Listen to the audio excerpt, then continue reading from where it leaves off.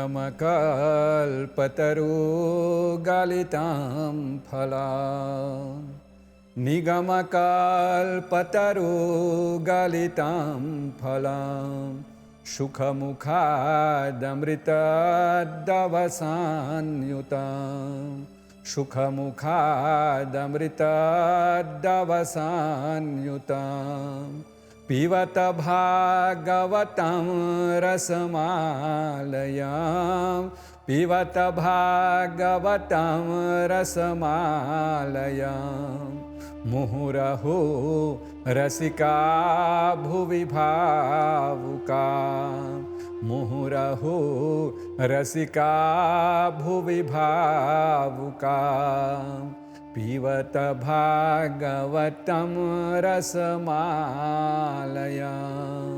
नमस्कार।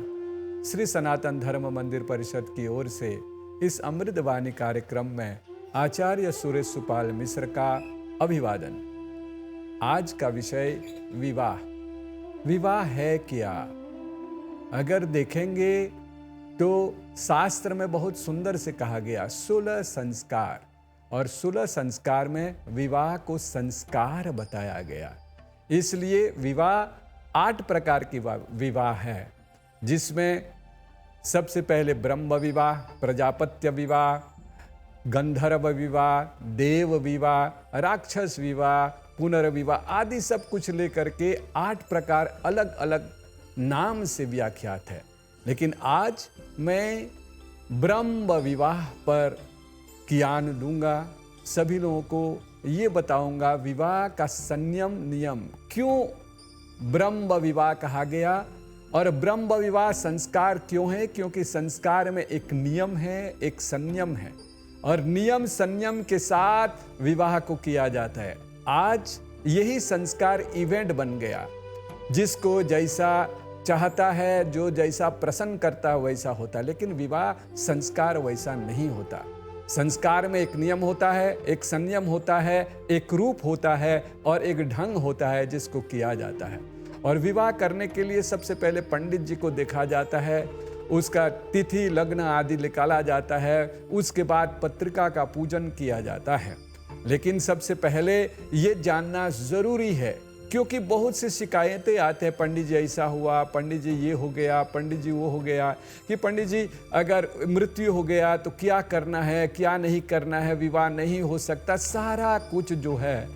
इसीलिए कहा गया गुरुर ब्रह्मा, ये गुरु जी आपको सभी कुछ सिखलाता है। लेकिन हम लोगों के पास समय ही नहीं है जा करके गुरु जी से मिल करके कहने के लिए, अगर मैं अपना विवाह संस्कार कर रहा हूं तो किस प्रकार से किया जाएगा, कौन सा कर्म कैसे होता है, ये सब कुछ जानना पड़ता है।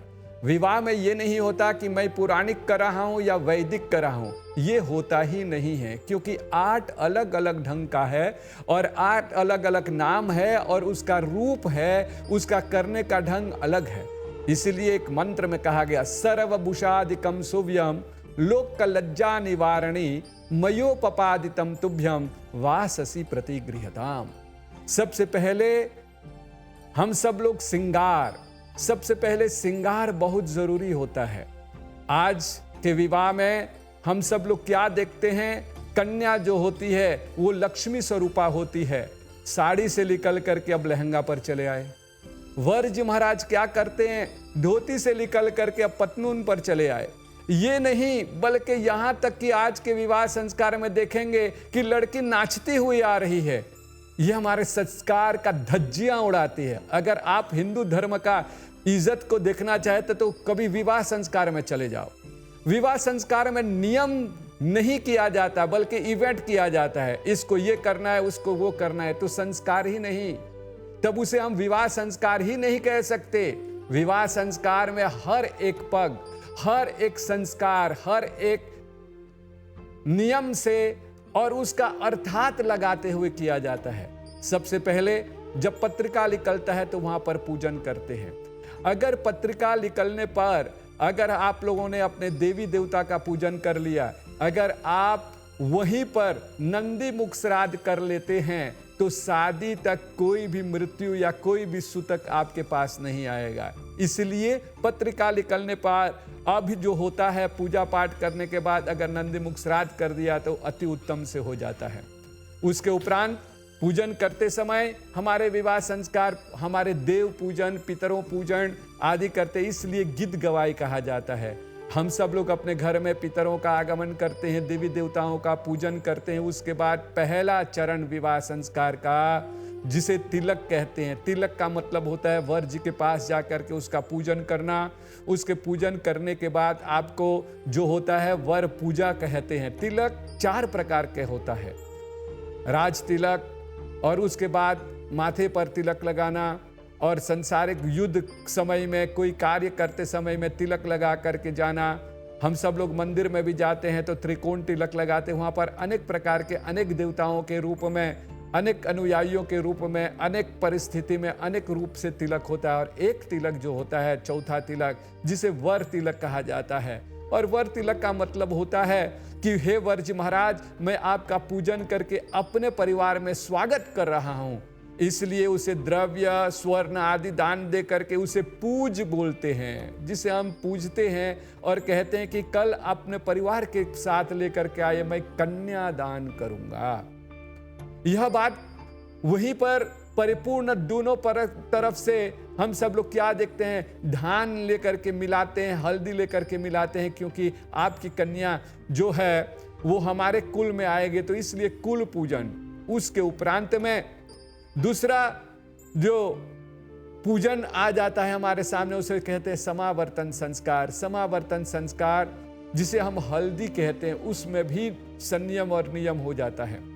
उस हल्दी में भी सबसे पहले मातृका पूजन, और मातृका पूजन सूर्य अस्त से पहले किया जाता है, जिसे हम सब लोग मॉरिशस भाषा में कहते हैं माटी कोड़ाई। वहां पर बहन से लेकर के माटी कोड़ाई लेकर के आते हैं। फिर हल्दी लगाने का महत्व होता है, वहां पर अपने कुल देवी देवताओं का आगमन। इसलिए वहां पर अपने कुल का चाचा, भाई आदि जो भी विवाहित है, वो सब लोग आकर के वहां पर पूजन करते हैं। वेदी का पूजन, वेदी किस तरह की होनी चाहिए ये भी बहुत जरूरी होता है। वेदी 9 हाथ की बनी होनी चाहिए, 9 हाथ लंबा, 9 हाथ चौड़ा, और वेदी में हमेशा 9 बंबू भी लगाना चाहिए। वहां पर तोरण का भी पूजन होता है। सारा विधिवत पूजन करने के बाद हम सब लोग वहां पर विशेष संकल्प किया जाता है। कन्या से विशेष संकल्प में यही कहते हैं कि अब आपके जीवन में आप बड़े हो गए, जिम्मेदार लेने के लिए, अपने जिम्मेदारी लेकर के जीवन को आगे बढ़ाने के लिए वहां पर संकल्प किया जाता है कि अब गृहस्थी जीवन आएगा, आपका पद बढ़ेगा। इसीलिए विवाह संस्कार में साड़ी बहुत उत्तम रूप से बताया गया। हमारे संस्कार में साड़ी पहनना चाहिए, क्योंकि आपका पद बढ़ रहा है, पद और गद। और जब पद गद बढ़ रहा है तो आपको भी अपना संस्कार को लेकर के आगे बढ़ाना चाहिए। उसके बाद हल्दी 2 दिन तक चलता है। सुबह कुंवरपत उतरता है। कुंवरपत कहा जाता है कि आप बड़े हो गए, आप अपने जिम्मेदारी ले सकते हैं, तब जाकर के हम सब लोग दूसरा विवाह प्रारंभ करते हैं। आजकल विवाह संस्कार में पगड़ी पहनना, पगड़ी कौन पहनता है, कैसे पहनता? पगड़ी पहनकर नाचने लगते हैं। पगड़ी पहनकर किसे पगड़ी पहनाया जाता है? एक माँ अपने दूल्हे राजा को अपने हाथ से यह पगड़ी पहनाती है और यही कहती है कि ये मान है, सम्मान है। आप अपने परिवार का सम्मान रखना, अपने परिवार का सम्मान रखना और जा करके लक्ष्मी स्वरूपी को लेकर के आना। इसीलिए पगड़ी पहना करके पूजन करके, लेकिन हम सब लोग बच्चों को पगड़ी पहना देते हैं। पगड़ी पहन करके खाना पीना, मस्त मस्त में रहना, ये सब कुछ नहीं होता। पगड़ी का भी एक मान सम्मान होता है। उस प्रकार से हम सब लोग जब विवाह संस्कार में चले आते हैं तो माता पिता भी बदल गए। जो जैसे कपड़ा पहनना चाहते हैं वो पहन लेते हैं, लेकिन संस्कार में ऐसा नहीं है। माता पिता कन्यादान, सबसे बड़ा दान जो होता है जीवन में वो है कन्यादान।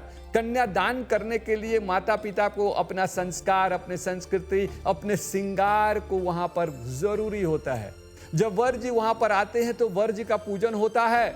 वर पूजन के बाद फिर से माता जो है वहां पर वर जी महाराज का पूजन करते हैं। आरती, काजल ये सब लगा करके, क्योंकि वो विष्णु स्वरूपा है। और विष्णु स्वरूपा होने के बाद हम सब लोग संस्कार को करते हैं, तब कन्यादान किया जाता है। और कन्यादान में सबसे सुंदर क्या देखते हैं कि वाम भाग में इस प्रकार से अग्निहोत्र जब होता है तो वहां पर भी 4 प्रकार का अग्निहोत्र है और 4 ही भावर घूमते हैं, धर्म, अर्थ, काम और मोक्ष। यही चीज विवाह संस्कार को कहते हैं और अंत में यही जीवन का सात्व है, जहां पर एक मंत्र में कहा गया, सर्व मंगल मंगलिये शिवे सर्वार्थ साधिके शरण्ये त्र्यंबकी गौरी नारायणी नमो अस्तुते। इसका अर्थात लगाएंगे तो आप अपने जीवनचर्या को, मनुष्यता को, अपने संस्कार को खुद समझ जाएंगे कि विवाह क्या है। विवाह हमारे जीवन का सार्थक एक शिक्षा है, जिसे आपका पद गद को बताता है। सर्वे भवन्तु सुखिना सर्वे सन्तु निरामया सर्वे भद्राणि पश्यन्तु मा कश्चित् दुःखभाग् भवेत्। ओम शांति शांति इति शुभम्।